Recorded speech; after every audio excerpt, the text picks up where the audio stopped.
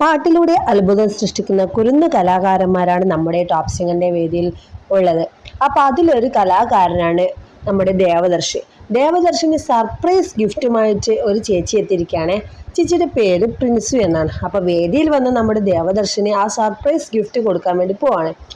കണ്ണീർ പൂവിന്റെ പാട്ടുപാടി അത്രയധികം ഫാനായി മാറിയിരിക്കുകയാണ് ദേവദർശിന്റെ ആ ചേച്ചി. അപ്പം ചേച്ചി ഗിഫ്റ്റുമായിട്ട് വേദിയിലേക്ക് ഒരു മടിയും കൂടാത്ത വരികയാണ്. നമ്മുടെ ദേവദർശന് ആ ഗിഫ്റ്റ് കൊടുക്കണം. ദേവദർശനും ഭയങ്കര സന്തോഷമായി, മുഖത്തൊക്കെ പുഞ്ചിരി വിടരുന്നുണ്ട് കേട്ടോ. അപ്പം അച്ഛനും അമ്മയും ഒക്കെ വേദിയിലുണ്ട്. അവർക്കൊക്കെ ഭയങ്കര സന്തോഷമായി.